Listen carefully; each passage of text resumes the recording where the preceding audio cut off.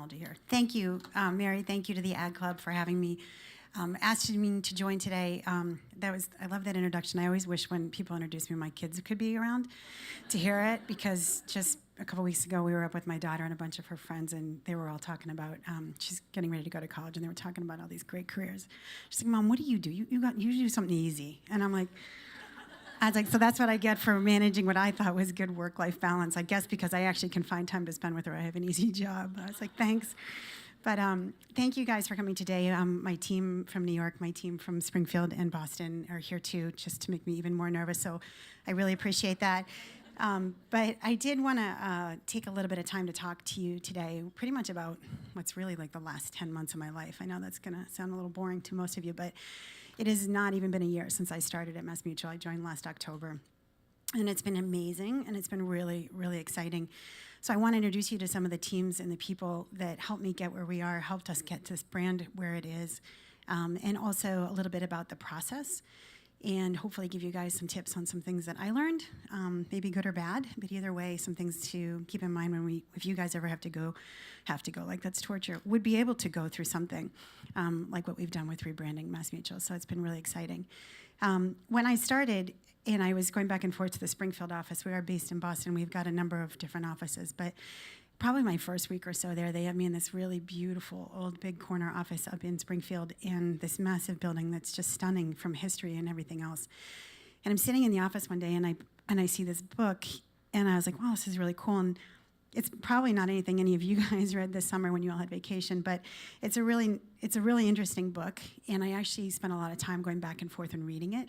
One, because I was kind of stunned that they even wrote a book like this. It's called A Century of Service, The MassMutual Story, and it was written in 1951 when we turned 100 years old.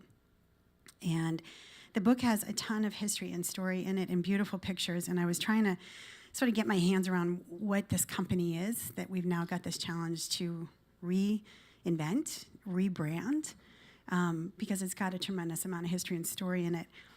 And besides the fact that I realized about day 2 that it's a library book, so I'm a little worried about who's going to be sending me this massive overdue bill. I was like, where did we get this? Because someone's going to be looking. I think it's a Springfield library, but we're pretty good supporters of them, so I'm not worried. Right, Dennis? He runs the foundation. Let him come for us. I'm okay. But there's this one chapter which I thought was really interesting, and our teams in New York that helped us build the strategy spent some time on this, and this really was the foundation of where we went. It ends with, on May 15th, 1951, the hands of the big clock in Massachusetts Mutual's tower, turning forward and not backward, as any history must do to find a starting point, will mark the end of one century of service and the beginning of another. The century that has ended has been marked by change and growth. There seems no reason to suppose that, in this respect, the second century will be any different.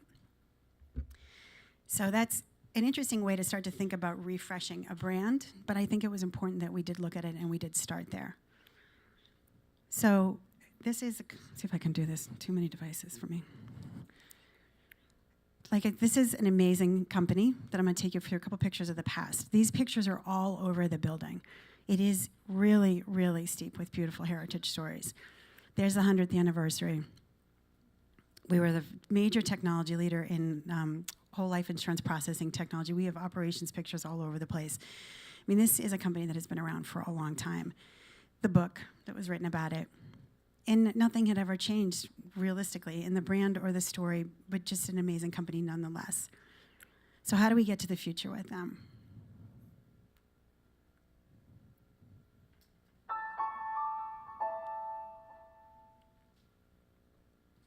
We started with a brand when I started, a new logo. This is what I walked into in October of last year. We had spent a lot of time doing some research and figuring out where people thought the company should be. Researched over 85,000 people. I mean, it was a process that had been underway for almost a year before I started there. And then I just got the last 6 months to get it in the market. So we had a logo and research behind this and a new mark and a new look and a deadline to get it into market in May. That also meant, as most of you know, that if you've done branding work before, redesigning the entire system. Once you took the visual identity and replaced it, it meant you're going under the hood with everything. So this was a lot of work to start. So this is just, I'm going to spend 2 minutes or so on just the tactical work. If any of you ever sort of think about the scope or depth of rebranding a company, and you are going to start with the mark and the logo and what it actually looks like to begin with. This screen here is just sort of a map of some of the components, as you all appreciate or understand being in marketing. It's the letterhead and the business cards and the visual look and then identities and the print. And I mean, it was everything down to picking out the shirts that the security guards wore in all of the home offices. I mean, this is just on a level of detail that you can't imagine. But I think what's important about this is not to bring up the amount of work we had, but to remember that this was actually a strategic initiative. So at MassMutual, they said, we are going to put money down and we are going to reinvest in this brand. And every quarter, I have to go back to the reports that go to the board and explain where we are and what KPIs we've hit and how we're measuring this. And I think that that's important, not one, just be able to say that you know that you have to have the funding and the program behind it, but also to know that you have the support from the top, that this is 100% effort. Because I'm sure most of you know you can't try to rebrand something if it's half in and half out, and if everybody's not committed to doing that. On the inside, that also meant that there were just massive amounts of work, a huge team of project managers and work streams. We had 4,500 pieces of collateral to update, over 10,000 pieces of stationery, 9,000 digital presences where there was a logo somewhere under a hood somewhere. And signage, physical property signage with 9,500 advisors in the market, most of which carry our name, some who don't. But oh, by the way, they still have an office in Wichita, Kansas. We need to go out there and physically take down all those signs, resize them, re-permit them, and put them back up too. And pull the curtain on May 15th before anybody else pulls it, all together at once. Underneath that means that you have these massive work streams of people working on everything from visual identity and brand guidelines. We are at over 200 pages of guidelines right now, and we're not done, but we're getting there. God bless my team, Kate. She's like, please, I thought we were done last week. We're really trying to get there, but the fun part was that we're building brand guidelines while our digital team is rebuilding the website to release, and they have to go into lockdown on March 31st, so they're calling me for the secondary color palette and what happens with charts and graphs. And I don't even know that we have more than 5 colors figured out yet. So we are running around this essence of governance and guidelines and the conversion stream, building the advertising and the creative message, which I'll give you guys a couple minutes. That's really the more exciting part. And then underneath those is all the digital and mobile assets, the signage, the collateral pieces, the physical assets, and the property. It's just a lot to do under the hood. And we just had a lot of people working on it and had a great team working on it, and we just got started. So how do we find the team that's really going to help us build this story? And I think this is one of the pieces of our story that is really unique. And I think it's sort of it's an interesting topic in the industry now because we have all this work that's going on internally that I just shared with you. So I've got a team of people that are working on that, and we have to build a brand new strategy and build a whole new message for the brand and the position and the point of view. And all I'm starting with is PMS 294 and a logo and like 4 or 5 attributes that tested really well behind it. So there's no positioning, there's no strategy, there's no creative platform, and oh, by the way, there's no agency. I don't have anybody. Everything had changed over because MassMutual had done a massive restructuring a year ago in April, and everything had sort of divided and been put in new places. So now I have to find some partners that are willing to kind of get into this with me. And literally get into this journey for the long run. When we started and I interviewed with our CEO, I made it clear to them that a brand refresh is not a campaign. This is an 18 to 24 month, it's a long haul. You have to be out there, you have to be consistent, you have to be committed to it. So if I'm going to start to find partners that are going to help me, this is a long-term decision to me too, and this is important. It's 7 months, I have about 7 months now to build this new strategy. It's a 165-year-old company, and every night I drive home from Springfield back to the Boston area, and I'm like, how do they think I know anything about what this new company should be? So finding the team was a really important process for me. And thankfully, we had done some of the logo work with a woman based out of New York who truly was one of my saviors, Lindsay Slabby. She runs a company called Sunday Dinner. And she is ex-agency, and she knows a ton of people, and she's worked with millions of big brands and companies. And she said to me, she's like, look, I can help you do this, but we need to think about this agency pitch process completely different. Now, for me, and part of it was, I don't have a whole lot of time anyways, because now it's November, and I've got to get this somebody on the ground in September, or I'm never going to have TV ready for May, let alone all the strategy and the positioning. So she was really good. She and I looked at it differently, and this is what Lindsay believes in, and I think she's really right about this. And for those of you in the room that are on the agency side or on the client side, I think you would all have felt this pain before. The traditional agency pitch process can really be long and painful, and it's very expensive. And it's not really ever super productive until you get way into the weeds and into the end of it, when you're finally kind of getting under the hood and being honest and clear with each other and giving each other the work that you need and the help that you need. So Lindsay and I said, let's get around that and let's get super focused on this. So she and I spent a lot of time going through a lot of different agencies, a lot of different criteria, important things that mattered to me and to the company. And then also said, all right, we're going to go in and we're going to make a short list, and we are going to provide each of these people that we are meeting with a ton of information. I am not going to make you guess by going to my website and looking at all my previous ads what I do and what do I want to do. So we wrote the creative brief for the agencies. And we probably gave them more than they even wanted in the end, but we gave them all the previous campaigns, we gave them all the previous work, we gave them the history of the company, and I said, my goal is to find a way to make us relevant in people's lives. This is our challenge. And so we really literally kind of speed dated a long list that we shrunk into 2 days, and we ended up finding 2 partners, which have really been like the saviors of my life to be here today. One is a media agency partner, because we knew that they had an amazing focus on the channels and the way to find people and culture and know where the right places to be. And then we found this amazing creative agency that we knew could build the strategy and do amazing work for us. What was important that was they all had to have the size, the strength, the reputation, and experience with amazing clients and great work, and not necessarily in financial services, because I really wanted to go outside of the regular world of where we all were to make us stand out and to come up with something different. So after meeting with a bunch of agencies, flying home at the second day of the meetings, I'm on the plane and I'm writing down the same words that I heard from these 2 teams, and it was most important to me. I heard customer a lot from both of them, and when you go to see their websites, you'll see it. It's there. I heard culture, or as my friend Laura Carenti says, culture, because she's from New Jersey, and I heard it, and it was just that's where they want to find people. It's not about building this media map and just going out and running programmatic stuff. Getting into those unusual moments. Punch above their weight was the terms that both of them talked about, which is exactly what I needed. I needed somebody that was really going to help us get out there, because I don't have, and I'll fight for it till the day I die, the big budgets that everybody else does in the P&C industry. And then looking at the industry like nobody else did. And that's the work that we saw in these 2 teams.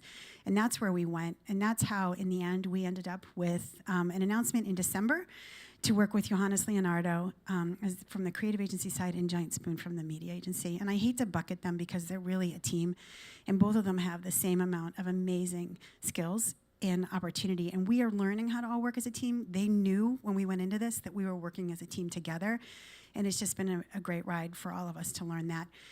So now I've got this team, and we're ready, and I say to them, we need to look at this industry very differently than anybody else. Insurance is really boring. I mean, perfectly honestly, it's kind of boring. It's very confusing. And a lot of the companies that are out there are sort of sitting on the same space. And, the first question the agency looks at me and they say, well, why are you doing this? And I'm sitting here thinking, well, that's a really good question. It's a 165-year-old company, #1 in whole life sales, constant growth, amazing industry awards for service, amazing industry awards for employees, for LGBT, and for women in the environment. We were winning all these awards. Like, what's broken with this company? What are you trying to do? And what we said was trying to create a place for MassMutual as a company that's relevant to people in their lives today.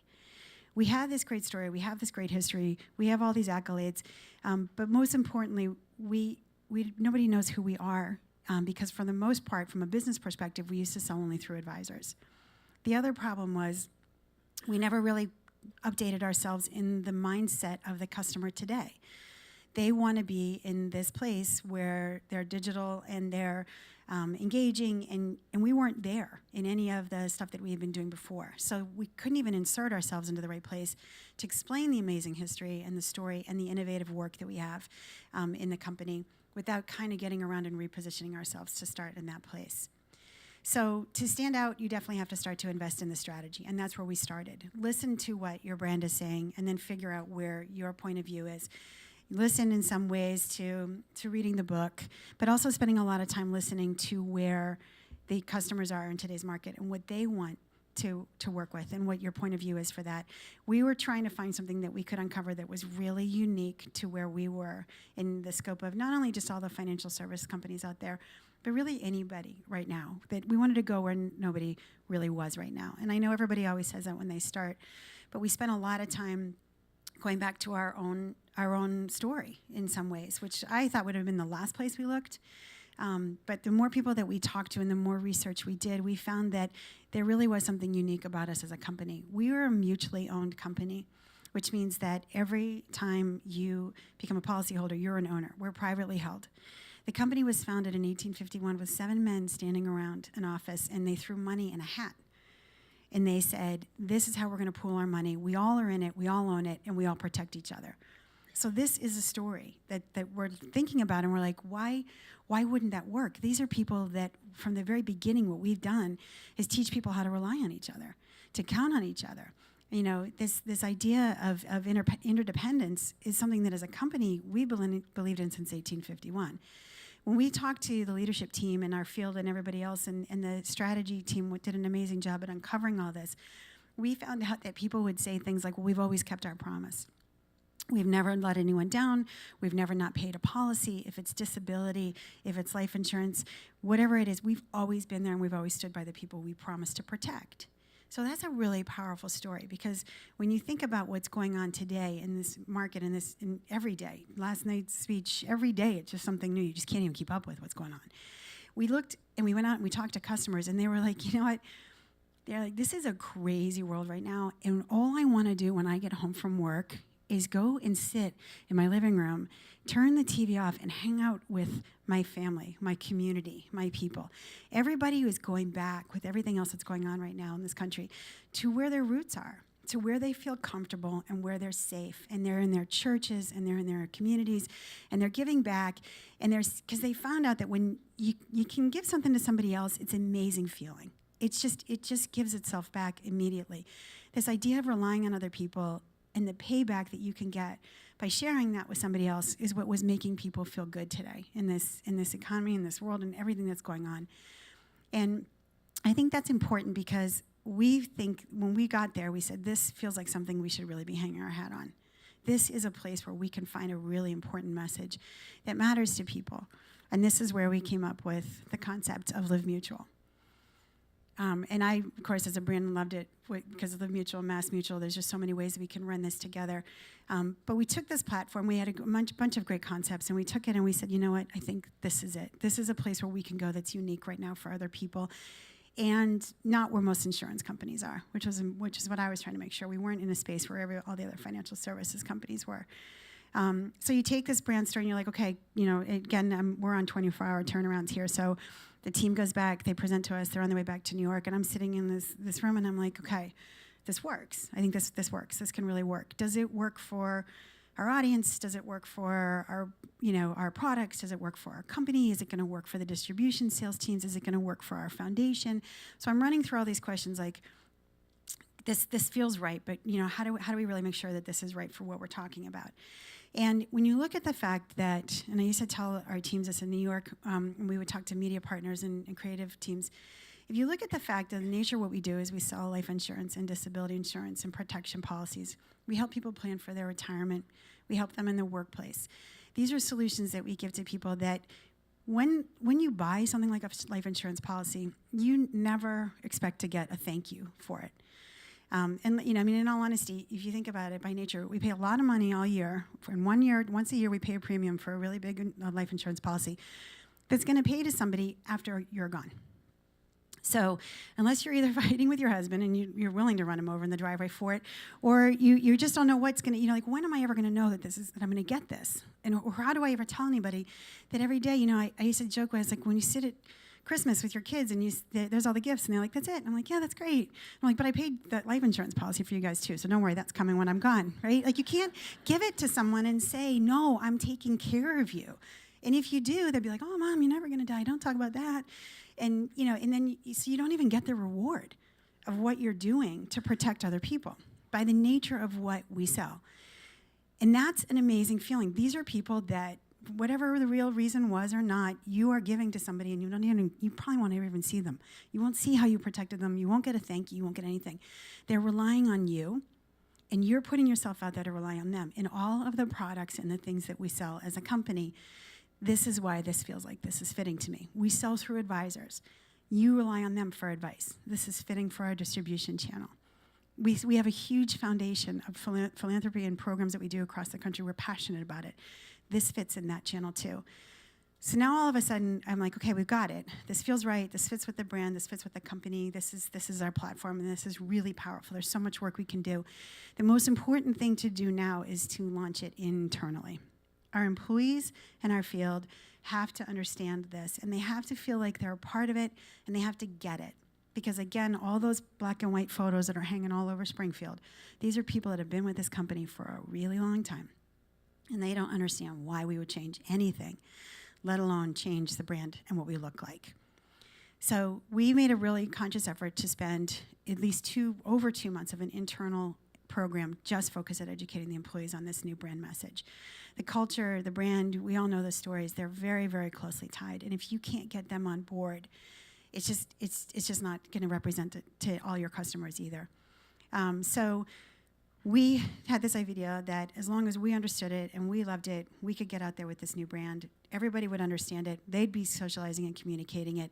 And the tactics of hiding it, and do we wait and unlaunch the logo on May 15th? I'm like, we're not Apple. We're not that big. Like, let them see it. Let them feel it. But don't let them take it, because we don't want anybody screen grabbing logos and sending it out there. So it was this really messy, kind of crazy process of educating the employees by giving it to them, but not really giving it to them to hand out and show anywhere. So we started with a lot of education and a lot of weekly programs and announcements on our internal portals and programs around the offices. And we started with this really beautiful manifesto that the agency wrote, that Johannes Liedano wrote, and we broke it into posters, and now they're all over a lot of the offices. But we wanted people to sort of get it in their head, what this Live Mutual meant and why it was so important. And me personally, and if you have to go through this in your own experiences, I also had to really teach the senior leadership team what this meant, because everybody has those 5 words. They were like, well, does that mean the words on the wall come down? Do we still protect the futures of the ones you love? Yes, we still do that. But do we still get to say that we're the financial leader? No, we're not doing that anymore. There was a lot of this, like, I stepped back and I was like, I need a cheat sheet, and I need to explain to people, these are the 5 lines about what this means, because that's how people will catch it. And we had programs and awards, and we collected stories of employees that did this in beautiful ways. I mean, we did a lot of other work, but you have to create that one pager. Live Mutual is not a tagline. Live Mutual is a rally call. It is action oriented. It is a way that we want to live, and it is a way that we're going to introduce ourselves, not as a product when we relaunch, but as a company. Is this the kind of person you would want to work with? This is what we think is important. And if you do too, then we're in a good spot. So let me take a minute now to show you some of the work that we launched with in May, and it's all still running. We'll spend a little bit of time talking about some of the media strategy, which is just brilliant. And the creative team that we did, I'm going to show you 3 spots because we shot in one weekend, and the amount of work that the team did in New York was just amazing. We created a spot that had 4 central themes to it. We broke that down. Kate's going to keep me honest, I'll get it wrong. We broke that down, so we have 4 major 60s, and we broke that down into a bunch of 15s, and we broke those down in 15s, 30s, and we're down to 6s. But the amount of work that we created out of this one story, I think is amazing. And then that gave the media team this opportunity to really put it out there in so many ways without it getting old. So you're going to see the 60, a 30, and then a 15, just to show you how we kind of reworked and redid the assets that we started with. And we did run this during the solstice yesterday.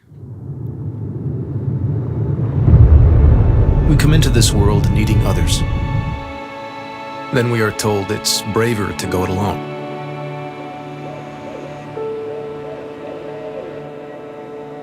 That independence is the way to accomplish.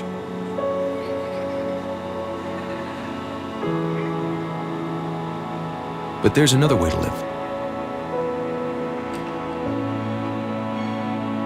a way that sees the only path to fulfillment is through others.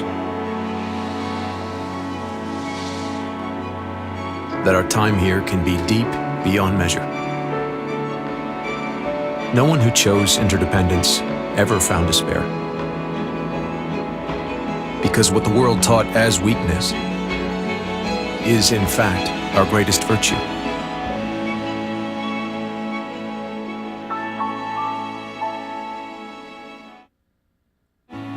Somewhere along the great journey of self-discovery, a breakthrough. It's in our nature to need each other.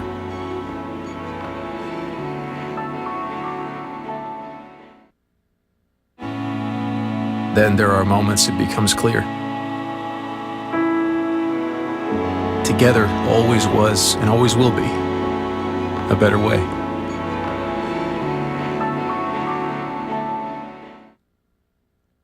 So just a ton of different ways to say this really beautiful message that isn't about product, but about who we really think we are as a company and what we think that everybody else would really resonate well, because this is where our audience is, and these are the people that we're trying to reach in a lot of different ways.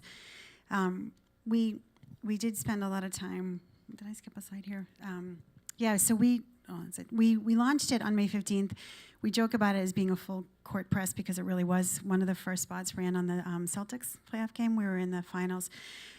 It was Game 7. The Celtics went to Monday night. The Friday night before, for those of you that were following Boston sports, was the game against Washington where they came back in the end with like 20 seconds left. I was the only person in the room cheering for Washington to win because I knew that if we went to Game 7, everybody in Boston was going to see my spot. So yeah, I was the least popular person, but I was like, we can't win on Friday because no one's going to be watching Game 1 of the next series. I'm like, please, please, please. So my apologies to any of you that are related to the Celtics or are Celtics fans here, but I did actually hope that we went into Game 7. So we launched on that. In multi-channel, online, offline strategy, crazy. I mean, just to show you the way we splice some of this work, these two teams, the Spoon team and the Honest and Our team, amazing, amazing, amazing work. We put it in live events mostly. Our national reach was very focused on live events that really punctuated a local presence and got a lot of visibility for us. One of the biggest challenges that we have, or one of our challenges as a team, is that we are right now at about less than 2% unaided awareness. Another reason that I thank all of you for coming this morning, because when Millward Brown calls, you are all going to change that number for me. But we just are in this place where nobody had really heard about us. So how do we get out there and mix in really big tentpole moments where in May, we're about to go in the summer, it's slow, it's quiet, no one's there. But we found some really unique spaces, or I should say the team did, where we went in and we said, this is appropriate for us. So when we picked the season finales or the sports events, because live events are really a great place for us to represent what we do and the engagement around sports and community and people being passionate about teams that they care about. But we also ran on things like the premiere of The Bachelorette. And that's, there are people in my office who are like, what are you doing in The Bachelorette? And then it was like, my 17-year-old was like, that's awesome, Mom, that's so cool. And I was like, no, this is the first season that we've run The Bachelorette with an African-American bachelorette. So we were finding things not just to be there, but to be there in a moment that was much more related to things that were important to us as a brand and where we knew that there would be different types of audience that we could really connect with. We focused on an idea, and the ideas and the audience had to be very connected. So the programming and all of the places that we showed up, like The Bachelorette and other places, really had a plan behind them. I would every time the agency would send it to me, I'd say, okay, well, what metric are we hitting with that, and which part of our audience are we reaching? Because we have a very broad challenge. The majority of our current customers are a little bit on our whole life, by nature of whole life policies being a little bit expensive and confusing and primarily advisor sold, tend to skew a little bit older and are not super diverse.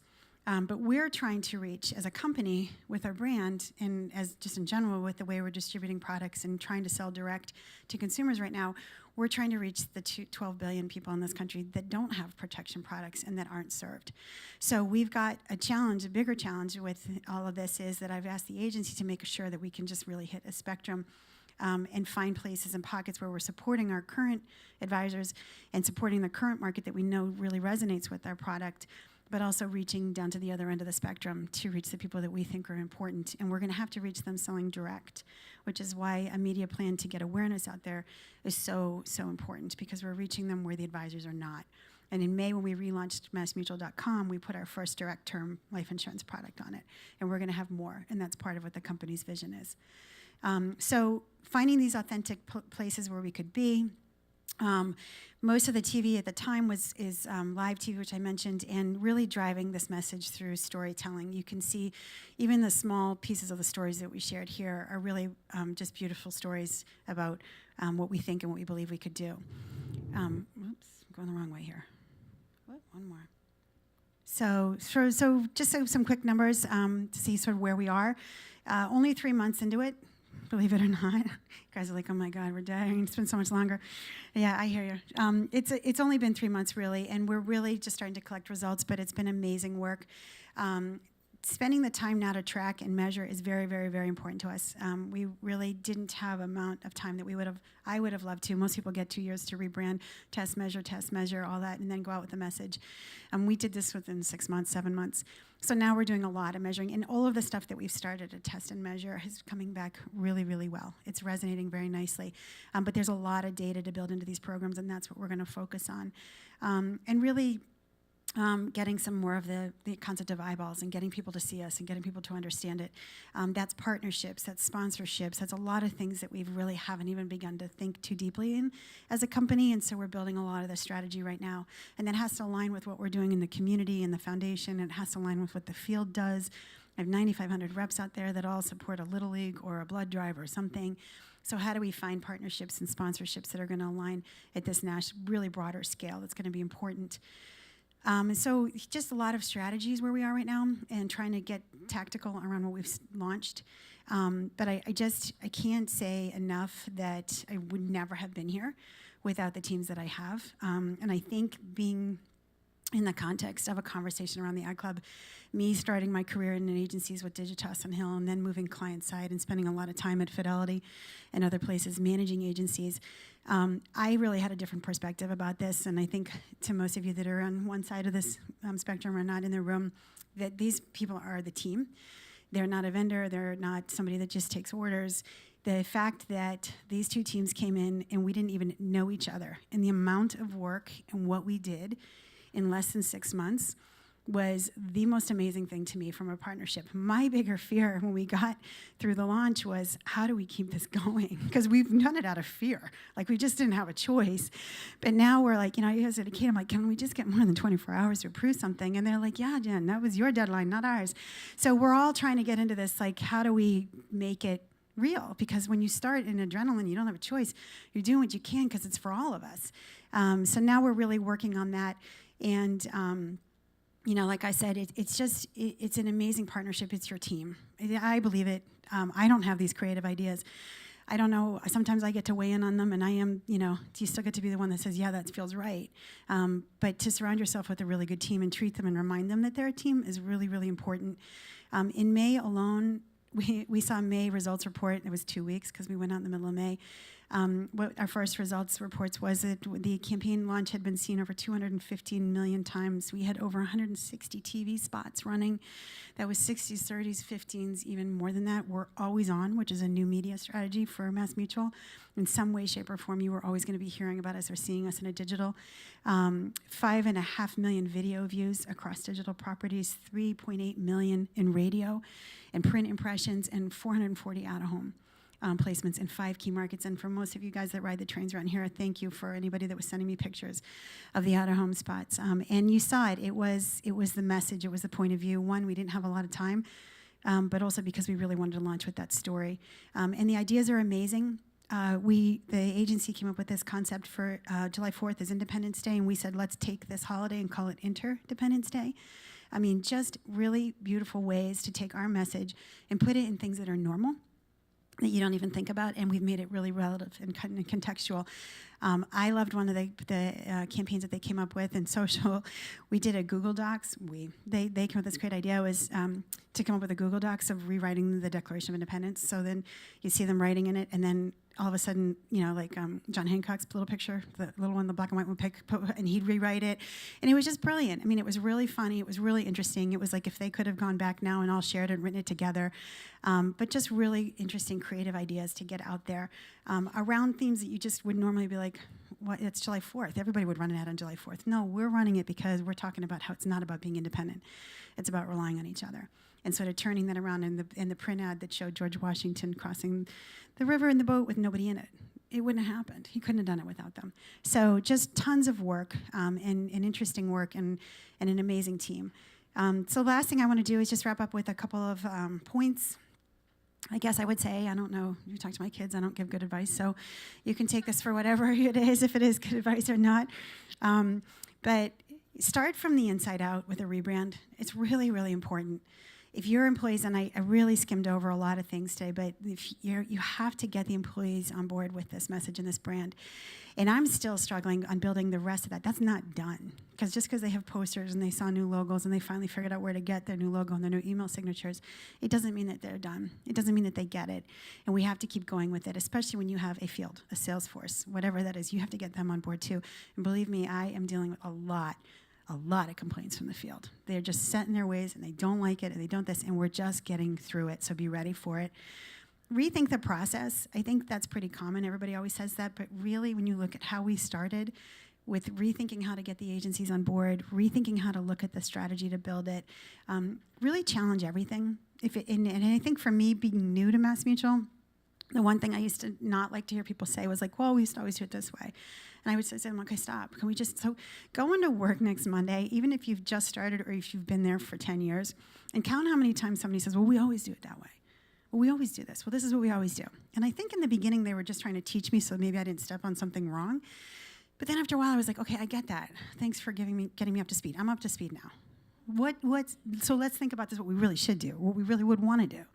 You know, I think that's really important.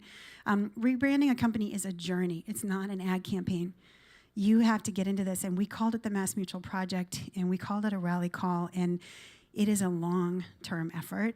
I still am tactically redoing millions of pieces of stuff back in all those offices that I was telling you about. I'm going to be 18 months until I can flip over a logo on all the old systems and all the statements that we have. It's just a lot of work. So get ready for it. Unbrand is rebrand. I know this sounds really weird, but there really is no halfway. We were dealing with things that had to do with pieces of physical property that we owned in Springfield. We own the MassMutual Center, which is it's like a big convention center out there. And we had all the signs on it, but MGM is actually the business owners of it. So, Dennis, keep me honest, I'm not sharing anything that he's getting nervous over there. This is all public knowledge. So, it's a long ride back for me. I know, okay, I'm getting close. I'm gonna wrap that story up. But anyways, so we had to change the signs anyways. We knew we had to change the signs. It's the old logo. And they're like, well, but if we're not going to keep it, do we still do it? I'm like, what do you mean do we still do it? You can't leave the old one up.